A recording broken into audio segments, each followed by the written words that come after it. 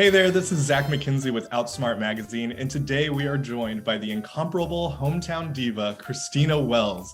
Christina is starring in Chicago on stage at Theater Under the Stars from January 31st to February 12th. Christina, how's it going today? That production got me in my feeling.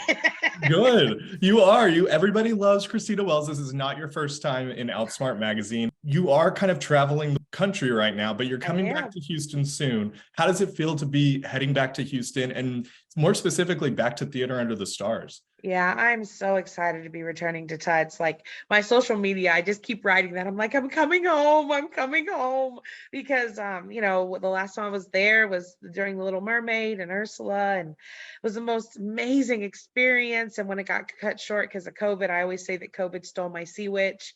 I was counting the minutes to get to come back. And so when I got the tour opportunity, I was excited, but I'm like, but, and then I saw that we were a part of the season. And I was just like, Jesus, I see you in my life. I see you in my life every single time. So yeah, I can't wait to come back. Kind of flashing forward, today you're touring nationally with Chicago, which is huge. And even people who don't know musical theater know Chicago, right? Yeah. And so just bring us into your world a little bit. Is this your first national tour? Oh, yes. And how is it going? How's it been? It's amazing. After I did Ursula, I was like, I want to be on Broadway. Like, I just was like, I called my agent. I'm like, I want to be on Broadway. I want to do this.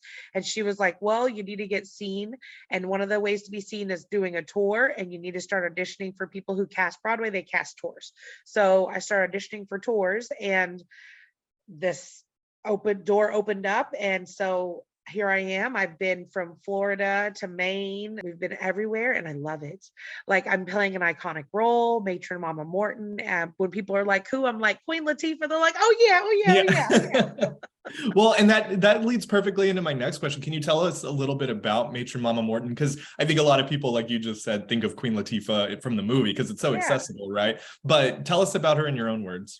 Well, the thing with Chicago that I don't think everybody fully gets is that, the concept is that these very popular women are using the press in order to get themselves off for murder. So when you think of the story in that context, I am the warden of the jail, the prison that they're in, the Cook County Correctional Facility.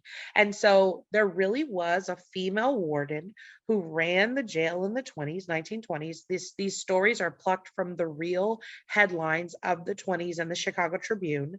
The woman who wrote this play was a playwright who happened to have a job at the time as a journalist for the Tribune. And so she saw all these stories come across, and then she goes back to being a playwright and ends up capturing all this into the play. And that's how the play Chicago, which later turned into the musical, exists. And so as this Matron Mama Morton, this warden, this woman who's in charge of all these really dangerous characters, she figured out a way to make sure that she was taken care of and everyone else was taken care of. She calls it reciprocity. So I sing this big song that literally says, you take care of me and I'll take care of you. And that's how Mama makes sure that all the ladies of the Cook County Correctional Facility are taken care of, but that way she's taken care of too. The Broadway revival is celebrating its 25th anniversary this year. Yes. And it originally premiered in 1975 as a musical. And how are you making this character different? Or are you making this character different? Kind of what is it like stepping into this legacy of this role? Well, I think whenever you do anything that's considered a cover, like whenever you sing someone else's song or you play a character that people really know, like I think you need to know the roots, you need to know the seeds of where it came from because you need to give homage to that. But then I think that once you learn about that, you then need to let it live in your own body and let it be you. Because nobody wants to see an impersonation of somebody else. Like, unless we're doing impersonations, that's not what people want to see. They want to see your take. So I feel like, I'm not really cast in something that's crazy. I'm a mama, I am a mama, and I do have a big personality, and I feel I'm a savvy businesswoman. And so I try to bring that reality to Mama. The other thing I think a lot of people think of is that Mama is mean because, she's like, gotta go. And so my mama isn't quite as mean, I think, as other people perceive mama to be. My mama, people will say it to me. They're like, your mama's warm. She is warm. You can love and not put up with any bull, right? Like Mm. you can love and you can be like, because that's who I am as a mother. I'm gonna love you. Hey, baby, how you doing?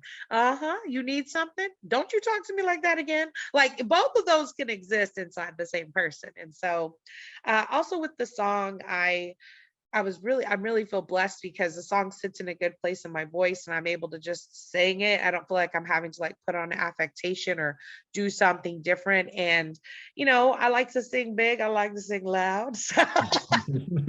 And so those are kind of like your favorite moments of being able to be on stage. Yeah. Aside from the moments that you're on stage, what would you say your personal favorite part of the musical is? Whenever so the show starts with like the overture, like before the music starts, whatever. So the music is playing and all that stuff is great. But then when they hear that ba ba ba and Logan Floyd, which is our Velma Kelly, they walk up the steps and you hear the audience go crazy every night. No matter what I'm doing, I'll be like, I stop and I listen and I'm just like, yes. Because I love that feeling both for the audience and for our cast. Because there's something magical about knowing that you're satisfying people and this thing they want to hear, this thing they love. Like people know the phrase, all that jazz. They know the song, all that jazz. Like it's not something that's far away, like with other musicals. They're like only certain people know about it, or it can be niche. Like you said, this is so well known. It's world renowned. For those that don't know, you did kind of start your career out as a registered nurse, Yes. but then you did end up going on to America's Got Talent and getting a lot of notoriety for that, which was amazing. And I got to interview you back in the day and we chatted a little bit about that, which was cool. But did you ever imagine thinking about when you were pursuing becoming a registered nurse in those early days, did you ever think that you would be touring the country on stage doing what you're doing right now? What a good question. You know what? Thank you for asking me that because that's such a gratitude moment. No, not at all. I gave up singing when I was like 19, 20. And I was like, I ended up having my kids. I'm like, I got to get a career. And I went to nursing school and there it is, do my job and raise my babies and go to school and and make money. And that's what I did. And so, no, never when I was wiping butts and giving people pills was I like, someday I'm going to be touring with a national. That's fair.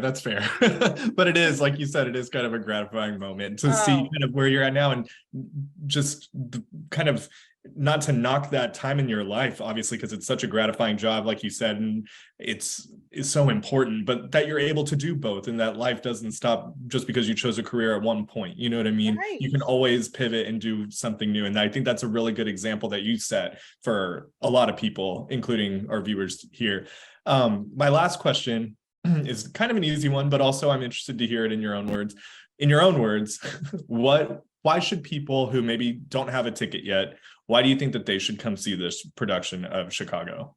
I think you should come and see this production of Chicago because I'm in it. Hey, no, but honestly, I think the reason you should come and see this production of Chicago is because everyone in this cast is really talented. The dancing, the sleekness of the choreography. If you love Fosse and you're like, but is it's real, baby. It's real. The bodies are out there. The click, click, click, little finger movement. Like it's going to give that sass and that secret that that you want when you see Chicago. And also, let's support Theater Under the Stars because for me personally, the theater in our community, it keeps things alive. It keeps things exciting. Come and cheer on your hometown girl, Christina. See a great show and support Tuts. Like boom, boom, boom. 3 reasons. I couldn't have said it better myself. You're amazing. The show is going to be amazing. I can't wait to come see it. And thank you so much. And everybody watching this, be sure to go to tuts.com and get your tickets to see Chicago at Theater Under the Stars. You definitely will not want to miss it. Thank you so much, Christina. Thank you.